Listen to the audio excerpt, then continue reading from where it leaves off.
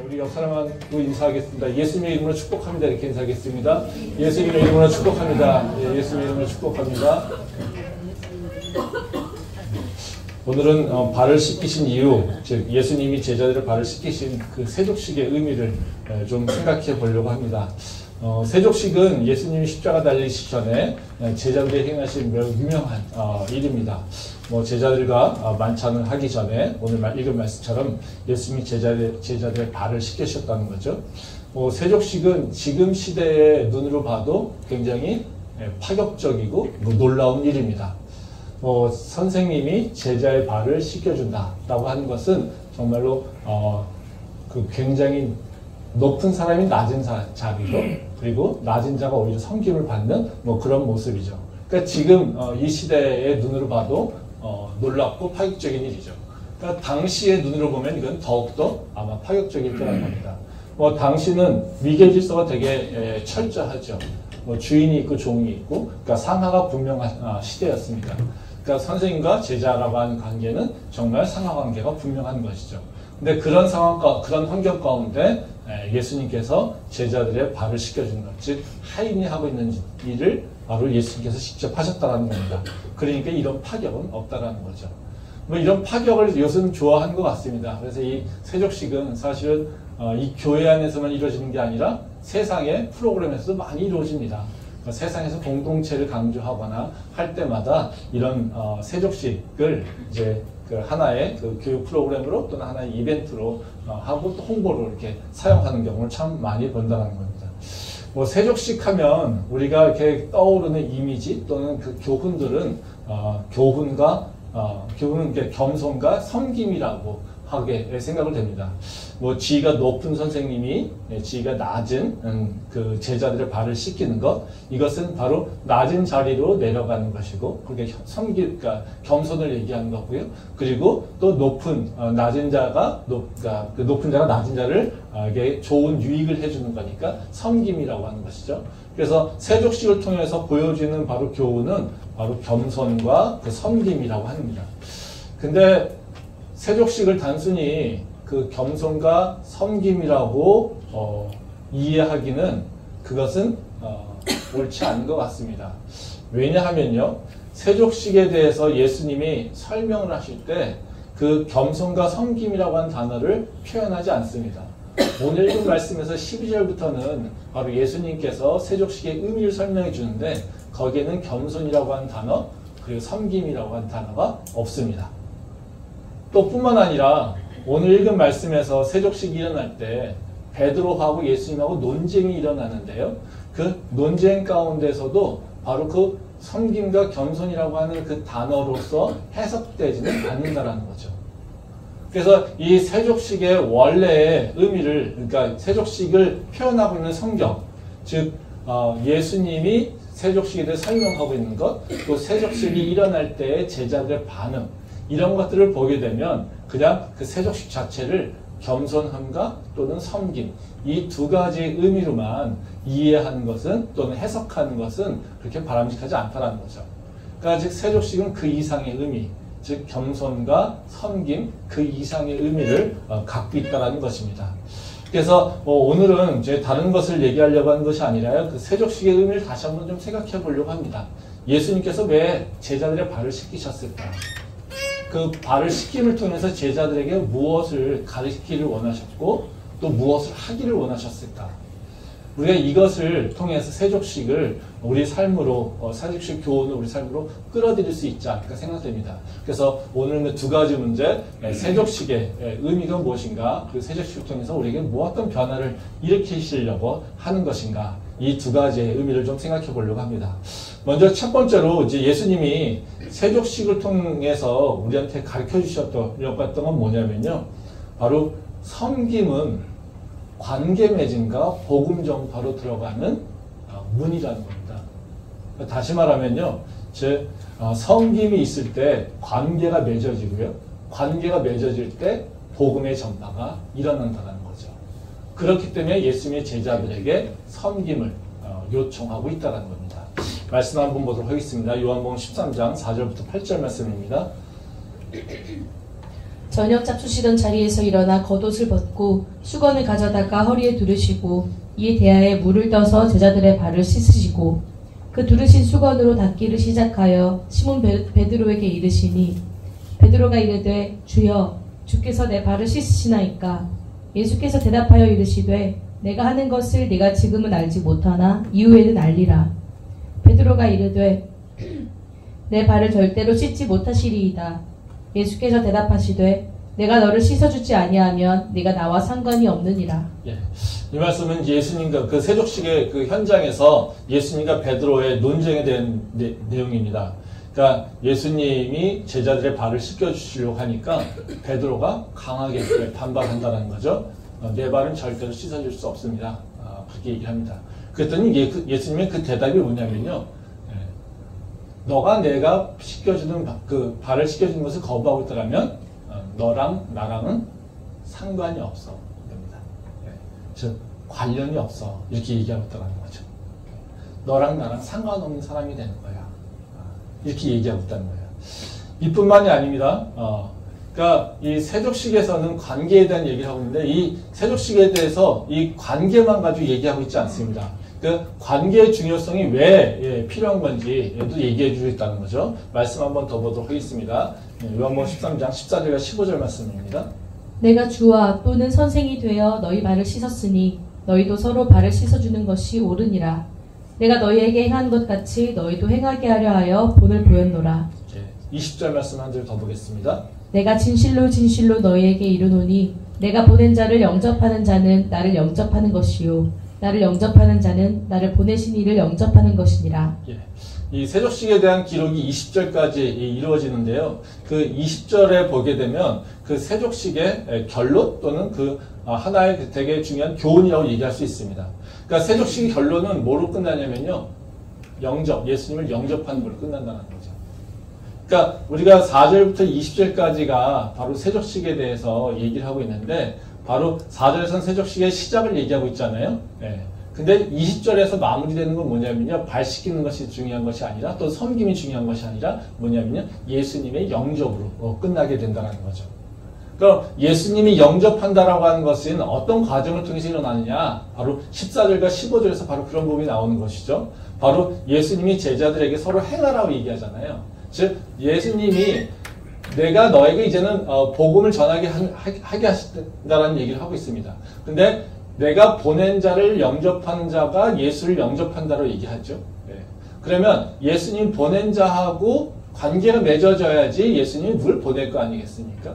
근데 그 제자들하고 어떤 관계를 맺고 있냐면 바로 그 예수님이 세족식을 통해서 관계를 맺고 있다는 거예요. 그리고 또 뭡니까? 예수님이 제자에게 말씀하신 것은 너희도 서로 이것을 행하라 라고 얘기합니다. 그러니까 제자들이 그 제자로서 끝나는 것이 아니라 또 다른 제자를 양성해야 되는 거죠. 그러니까 예수님이 제자를 세우고 그 제자가 또 제자를 세우고 그걸 통해서 계속해서 전파되면서 그 제자를 통하여서 예수님의 말씀이 전파되고 그리고 그 일을 통하여서 예수님을 영접하는 자가 늘어나게 된다는 겁니다. 그러니까 다시 말하면 이 원리는 뭐냐면요. 바로 예수님의 복음이 전파되는 과정인데 그 과정은 뭐냐면 바로 제자들과 제자들의 관계 속에 관계가 맺어짐으로 된다는 거죠. 즉 첫 번째 제자들이 예수님과 관계 맺음으로 그 자들이 복음을 전하는 자가 되는 거고요. 그 제자를 받아들인 자가 예수님을 영접하는 것과 똑같이 되는 거고요. 그 제자들이 세운 제자가 이제 예수님을 전하게 되면 그를 통하여서 예수님을 영접하게 되는 자가 바로 예수님을 영접하게 된다는 거예요. 그래서 예수님께서 말씀하신 건 뭐냐면요. 내가 너희를 섬김으로써 너와 나는 관계 맺음이 되는 거야. 그리고 또 너가 다른 사람에게 세족식을 행하면서 섬김으로써 너가 다른 사람과 관계 맺음을 겪게 되는데 그때 바로 그들은 누구랑 관계 맺는 거냐면 나랑 관계 맺는 거예요. 이렇게 얘기하고 있는 거죠. 그게 바로 세족식의 의미라는 거예요. 그래서 세족식이라고 하는 것은 우리가 겉으로 보게 되면 섬김을 얘기하고 있잖아요. 근데 그 섬김이라고 하는 것은 단순하게 그냥 내가 뭔가 헌신하고 희생하는 것을 얘기하는 것이 아니라 내가 다른 사람과 관계 맺음으로써 내가 복음의 전도자로 내가 세움받는 것을 의미하고 있다는 거예요. 여기서 원어적으로 보면 관계 맺다라고 하는 것은 어떤 의미냐면요. 부분을 쉐어한다라는 얘기예요. 어떤 부분을. 중의적 의미가 있습니다. 그러니까 영어로 보면 have no part with me입니다. 너랑 나랑은 뭔가 부분이 같이 쉐어할 게 없어. 이것을 예수님께서 말씀하시는 거거든요. 그렇다는 무슨 얘기냐면 이건 두 가지 의미예요. 그러니까 교회에 대한 구성원을 하나님과 예수님과의 관계성을 얘기하고 있는 거예요. 왜냐하면 교회는 뭐라고 합니까? 예수 그리스도의 몸된 교회라고 하잖아요. 그래서 성도는 뭡니까? 그 교회의 지체라고 얘기합니다. 그렇죠? 그러니까 파트죠, 파트. 몸의 파트입니다. 그러니까 너가 지금 내 섬김을 받지 않으면 너랑 나랑은 같이 나눌 게 없어. 이겁니다. 부분이 아니야. 이렇게 얘기를 해석할 수 있고요. 또 우리가 예수 그리스도의 그 제자로서 했을 때 우리는 뭘 누리게 됩니까? 하나님의 상급을 받게 되죠. 그 상급은 뭐겠습니까? 혼자 받는 것이 아니라 함께 협력한 자가 나누는 거죠. 그래서 상급을 뭡니까? 너랑 나랑 내가 나눌 게 없어 라고 한다는 뭐겠습니까? 너가 내 섬김을 받지 않고 나랑 관계 맺지 않으면 예수님의 그 상급을 내가 같이 나눌 이유가 너랑은 없어. 이것을 얘기하고 있다는 거예요. 그래서 이 섬김이라고 하는 걸 통해서 예수님께서는 우리한테 그냥 단순하게 바로 희생해라, 헌신해라 이런 얘기가 아니라 바로 우리한테 관계 맺음, 그리고 관계 맺음을 통해서 너가 바로 예수 그리스도의 복음의 전파자가 되는 것, 이것을 우리한테 말씀하고 있다는 거죠. 섬김하면 아까 말씀드렸듯이 우리한테 오는 되게 그 이미지가 희생과 헌신이라는 이미지가 강해요. 그렇기 때문에 우리가 섬김에 대해서 오해하는 부분도 있고요. 제대로 섬기지 못하는 부분도 있습니다. 그러니까 희생과 헌신이라고 하는 생각이 드니까 내 손에니까 내가 섬김에 대해서 마음이 열려지지 않죠. 그렇죠? 또 뭐가 있습니까? 섬김이라고 하는 것은 바로 내가 희생하고 다른 사람에게 유익을 주는 거니까 다른 사람이 편하게 하고 다른 사람들에게 좋게 하는 것. 이것만을 얘기하게 됩니다.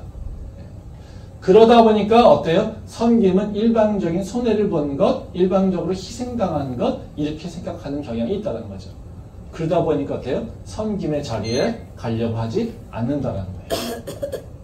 근데 이거는 바로 섬김에 대해서 제대로 정의되지 않고 있기 때문에 그렇다는 겁니다. 섬김은 다른 사람의 불편함을 없애주는 것이 아니라요, 다른 사람을 올바로 세우는 것입니다. 성경에서 우리한테 보여주는 섬김이라고 하는 것은 어떤 거냐면요, 다른 사람을 예수 그리스도 안에서 온전하게 하나님의 사람으로 세우는 것, 이것이 섬김이라는 겁니다. 말씀 한번 보도록 하겠습니다. 사도행전 11장 24절부터 26절 말씀입니다. 바나바는 착한 사람이요 성령과 믿음이 충만한 사람이라. 이에 큰 무리가 죽게 더하여지더라. 바나바가 사울을 찾으러 다소에 가서 만남에 안디옥에 데리고 와서 둘이 교회에 1년간 모여있어 큰 무리를 가르쳤고 제자들이 안디옥에서 비로소 그리스도인이라 일컬음을 받게 되었더라. 이제 이 말씀은 이제 바나바에 대해서 설명하고 있는 내용입니다.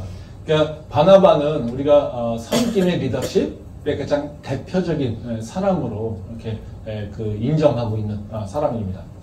그러니까 이 바나바가 한 일을 보게 되면요, 바나바가 어떤 섬김의 리더십을 갖고 있었는지를 볼 수가 있어요. 그러니까 이 바나바에 대해서 24절에서 말씀을 시작하는데요. 그 다음에 26절에서 바나바가 맺은 열매는 뭐냐면요, 바로 안디옥 교회의 그리스도인이라고 하는 그 이름, 명칭이 생겼다는 거예요.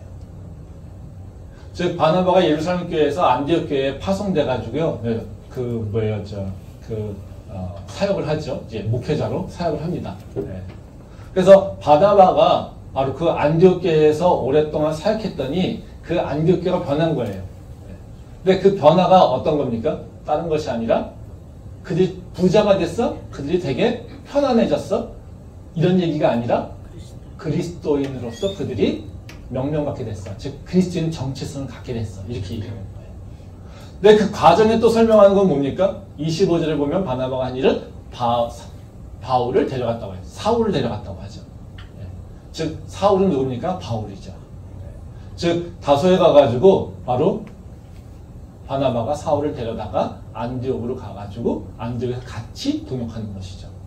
이건 무슨 얘기겠어요? 이때는 바나바가 먼저 된 선생이죠. 그리고 사울은 바로 바나바의 보조자의 역할을 하고 있다는 거예요.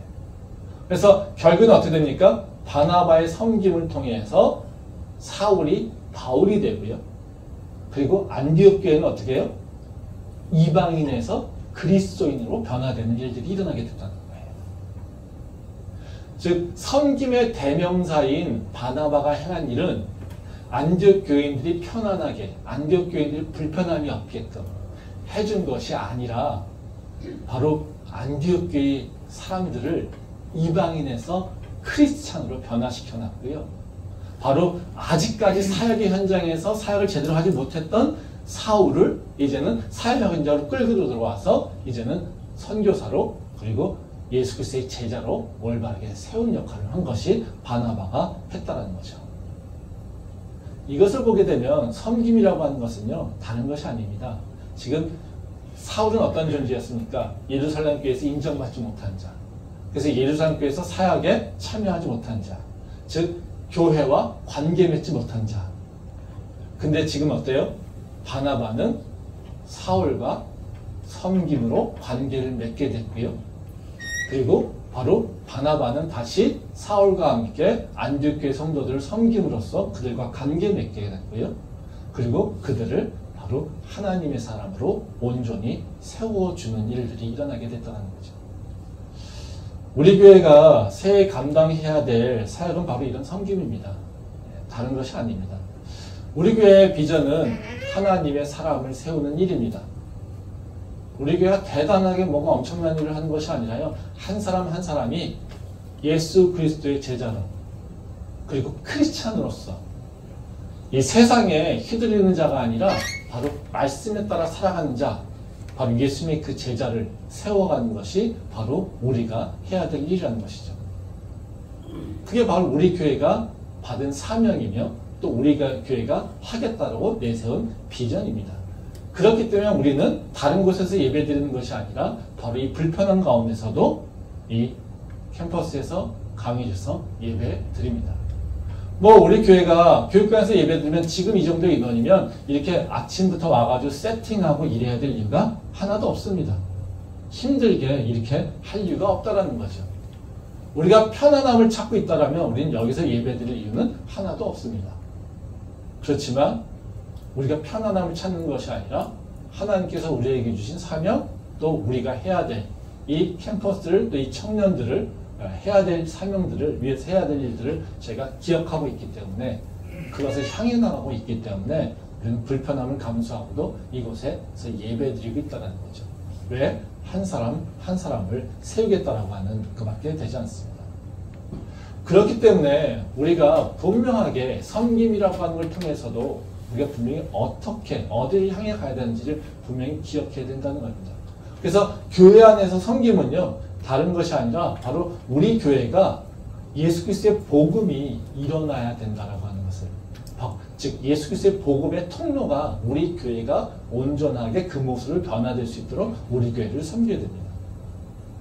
즉 우리 교회가 오늘도 보면 뭐 봉사 신청서가 나가게 되는데요. 네? 그때 우리 교회가 뭔가 우리 교회를 더 편안하게, 우리 성도들이 더 즐겁게, 우리 편안하게 이런 얘기를 하고 있는 것이 아닙니다. 우리 교회가 어떤 일을요? 예수 그리스도의 복음을 전하는 교회이기 때문에 예수 그리스도의 복음의 통로로서 그 역할을 잘 감당할 수 있도록 우리는 그 교회가 필요한 일들을 감당해야 된다는 거죠.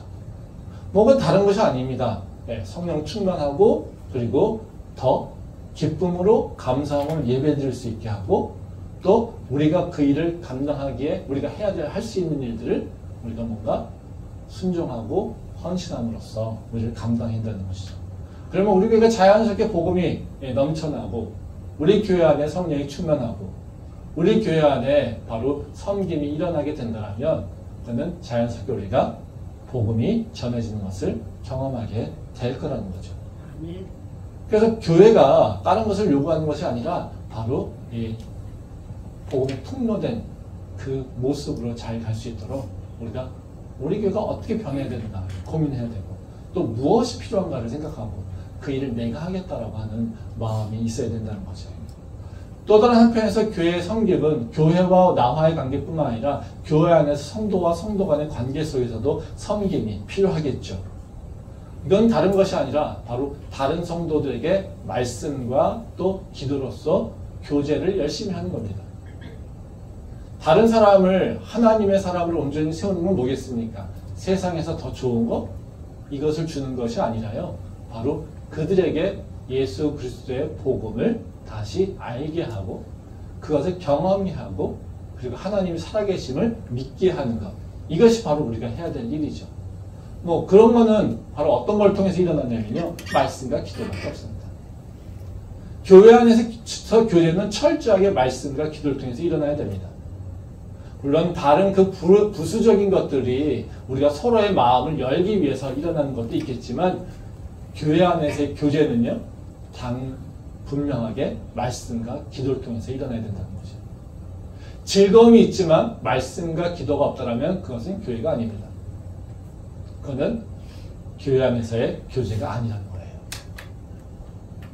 철저하게 말씀과 기도가 중심이 되어야 되는 거고요. 말씀과 기도를 더 같이 함께 하기 위해서 마음을 나누는 또 다른 부수적인 바로 교제가 필요한 것이지 이 겉에 것만 하고 안에 거를 안 하게 되면 그것은 교제가 아니라는 거죠. 그래서 우리 교회 안에서 성도들 사이에서의 더 많은 섬김이 있기를 원합니다. 근데 그 섬김은요, 다른 사람들에게 뭔가 유익을 주는 것이 아니라요, 말씀과 기도를 통해서 영적인 유익을 주는 것. 이것이 바로 우리가 해야 되는 일이라는 것이죠.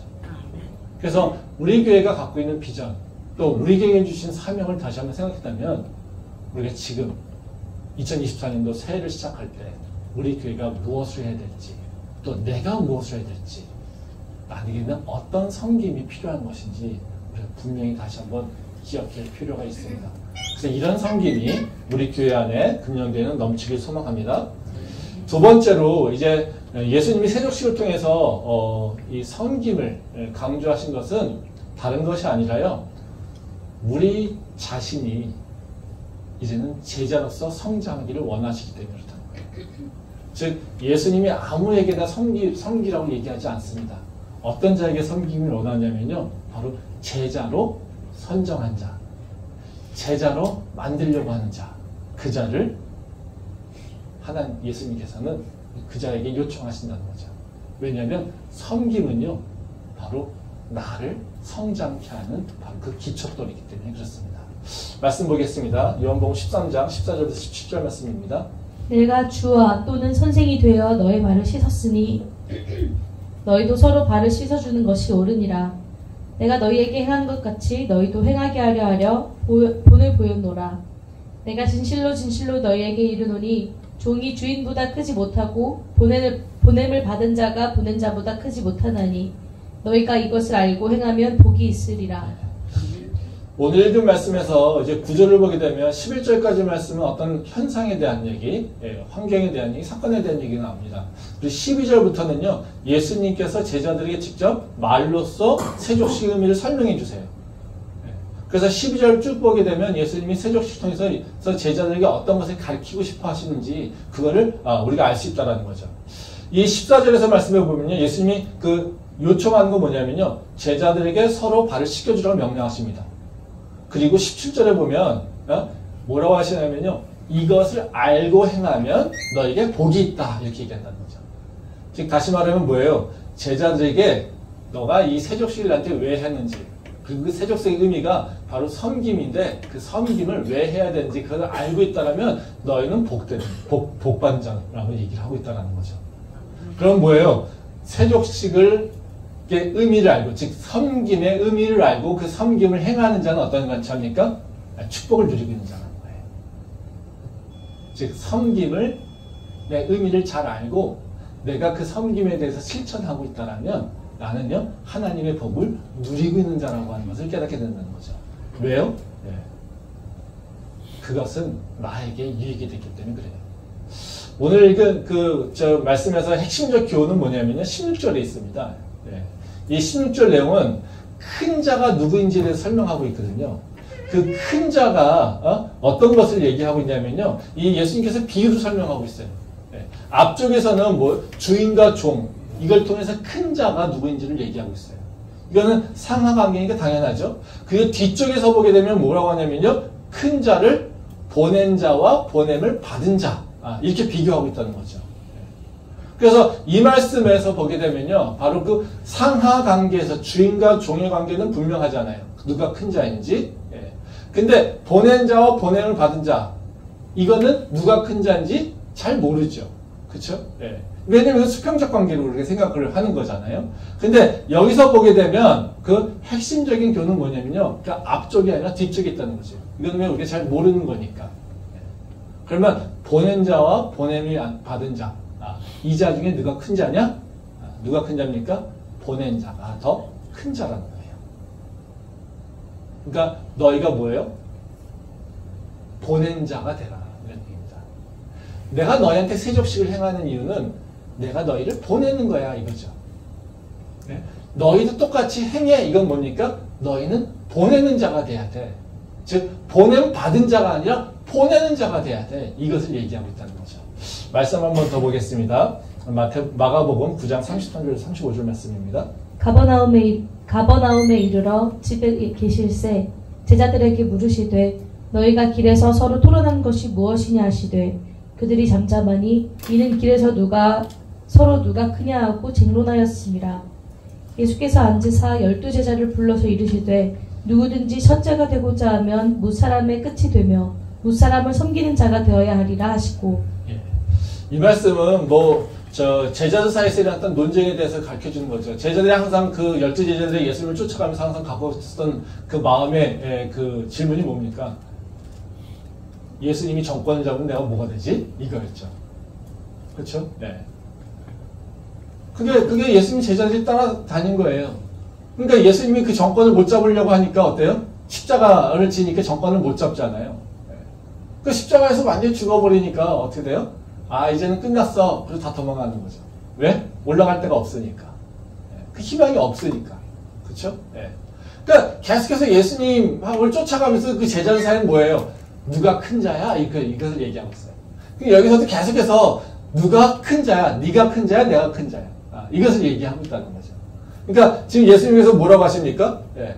너는 누가 큰 자인지 모르잖아. 이겁니다. 그러니까 누가 큰 자냐면 섬기는 자가 큰 자야. 근데 섬기는 자가 큰 자라고 얘기하는 것을 우리가 이해가 안 되잖아요. 섬기는 자는 누굽니까? 밑에 있는 자잖아요. 밑에 있는 자가 큰 자다? 그 말로는 우리는 이해가 되지 않는 거라는 거예요. 그랬더니 예수님께서 이것을 구체적으로 설명해 주신 게 바로 그 얘기입니다. 누가요? 보낸 자가 보냄을 받는 자보다 큰 자가.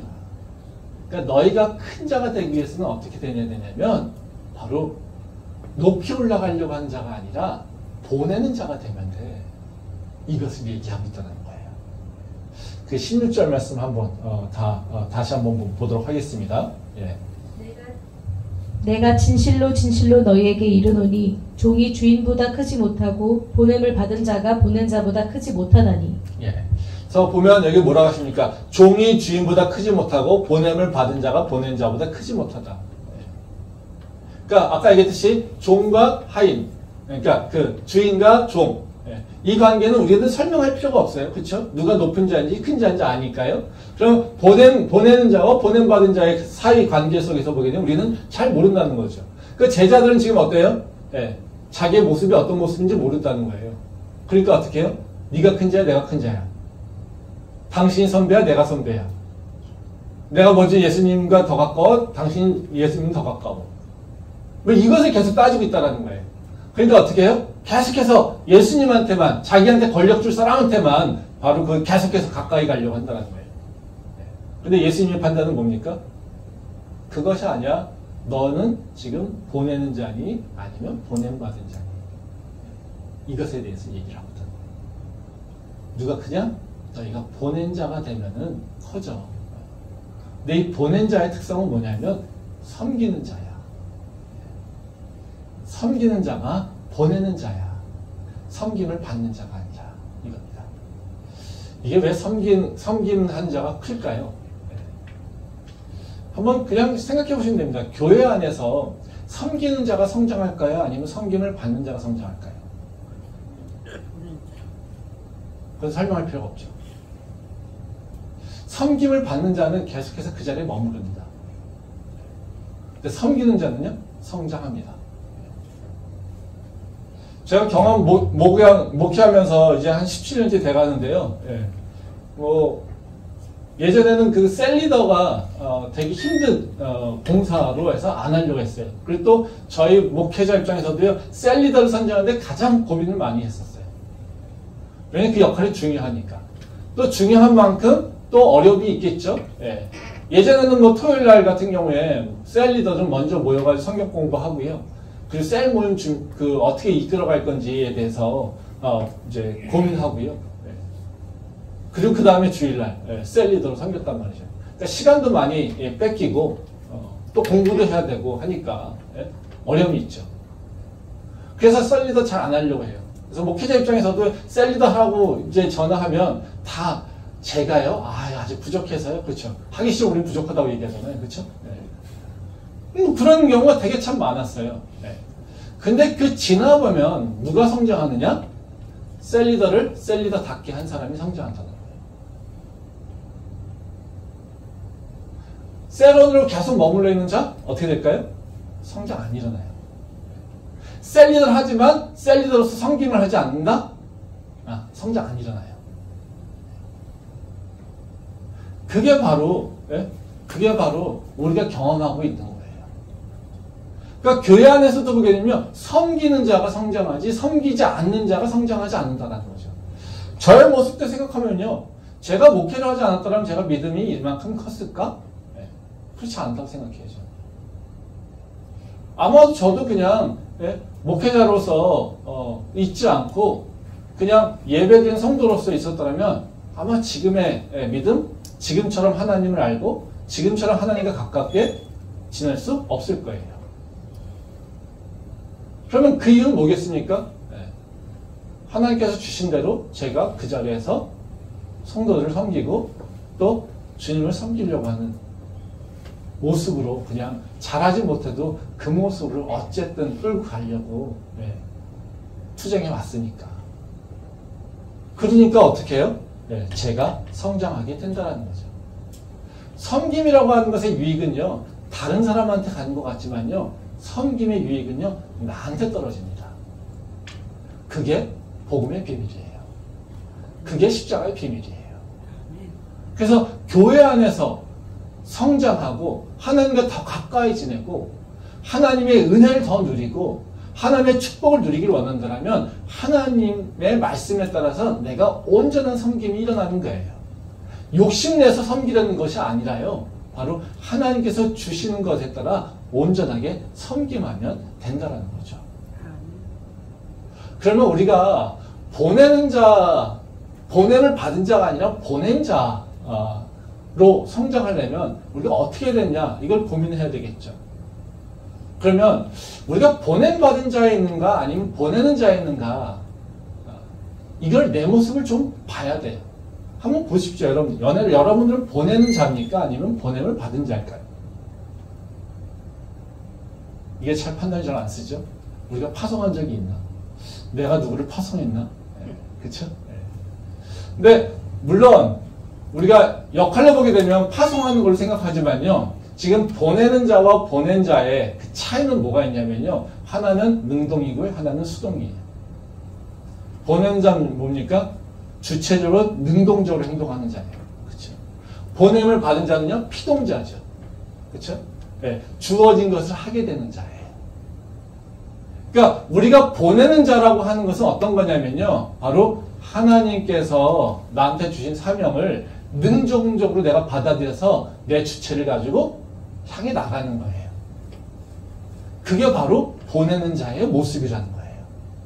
이 보내는 자의 모습을 갖게 되면, 즉 능동적으로 주체적으로 내가 행동하게 되면요, 내 앞에 여러 가지 사역에 있어서 거침할 게 없어요. 우리가 이제 사역이나 또는 아니면 봉사라든가 어떤 일을 하는 데서 되게 힘들고 어려워, 이런 표현을 많이 씁니다. 근데 어떤 일이 힘들까요? 하나님이라는데 어떤 일이 힘들까요? 어떤 일이 편할까요? 사역에서 우리 여러분들 주고받으면서 봤을 텐데 거기 보면 팀 신청하러 나오잖아요. 그렇죠? 예배부도 있고요. 뭐 저기 성교부도 있고, 예? 교육부도 있고 거기 팀 되게 많아요. 예. 어떤 팀이 힘들까요? 정배와 찬양팀? 성가대? 어느 게 더 힘들까요? 경배와 찬양팀? 싱어? 아니면 PPT? 어느 게 더 힘들까요? 재정부? 아니면 PPT? 어느 게 더 힘들까요? 어떤 일이 힘든 거는, 예? 일의 종류 있지 않습니다. 그 사람이 어떤 일을 하는 데서 힘들고, 느끼고 힘들지 않게 느끼고 있는 건 뭐냐면요. 일의 종류가 아니라요. 일하는 태도에 따라 결정돼요. 제가 우리 학생들한테 이렇게 일을 행사를 저도 하면 우리 학생들을 이렇게 같이 일을 하잖아요. 그러면 제가 학생들을 보면 제 일하는 모습들을 보면요. 힘들어하는지 힘들어하지 않는지 그리고 어떤 태도로 일하는지 알 수 있어요. 예를 들어서 저희가 컨퍼런스 하면 이렇게 짐도 나르고 이렇게 해야 됩니다. 예? 그러면 짐 나르는 자세가 있어요. 예? 어떤 친구냐 이렇게 보면요. 예? 이렇게 나르는 친구 있어요. 짐 나르면서. 어떤 친구냐 바짝 들어서 이렇게 옮기는 애가 있어요. 보이시죠? 누가 힘들까요? 이런 애가 힘들까요? 아니면 딱 붙잡고 이렇게 올라가는 애가 힘들까요? 누가 힘들어할까요? 누가 힘들어할까요? 팔 쭉 펴고 이러고 가는 애가 힘들다고 해요. 딱 붙잡고 짐을 자기 몸에 딱 붙여서 이러고 옮기는 애는요 힘들다는 소리 안 해요. 그건요 누가 봐도 다 알아요. 누가 힘들어하는지. 그러면 누가 칭찬받을까요? 너 힘들지? 안 됐다. 고생 많았다. 그 친구한테 사람들이 그럴까요? 이렇게 하는데 힘들어 죽겠다고 하는 애한테 가가지고 사람들이 야 힘들지? 고생 많았다 이럴까요? 아니면 탁 들고 가서 막 열심히 하고 아무 얘기 안 하고 힘들다는 얘기 안 하는 애한테 수고했어라고 할까요? 누구한테 수고했어라고 할까요? 여러분한테는 누구한테 수고했어라고 합니까? 네? 누구한테 수고했어라고 합니까? 자명이에요. 이건. 예수를 믿든 믿지 않든 다 똑같아요. 판단은. 누구요? 몸에 딱 붙여서 움직이는 애들. 그런 친구들은요, 힘들다는 얘기 하지 않아도요, 사람들이 힘들었지, 고생했다, 수고했다 해. 근데 팔을 쭉 펴고 힘들어라고 하고 있는 친구들한테는요, 아무도 수고했다라고 얘기하지 않아요. 그래서 그 다음에는 안 불러요. 그 다음에 일 안 시켜요. 저도 마찬가지예요. 대학원생들, 여러 종류의 대학원생들이 있습니다. 붙여오는 친구들한테는요, 더 하게 하고 더 많은 기회 줍니다. 그렇지 않은 친구들, 힘들어하는 친구들한테는요, 기회 안 줘요. 누가 더 성장하겠습니까? 사람들은요, 일이 어떤 것의 특성에 따라서 이건 힘든 일이야, 이건 힘들지 않은 일이야, 편한 일이야, 좋은 일이야 얘기하고 있지만요, 실제로 사람들이 힘들지 않게 느끼는지 그것은요, 일의 종류에 따라 결정되는 것이 아니라 내가 어떤 태도로, 어떤 모습으로 행동을 하느냐에 따라서 달려있다는 거예요.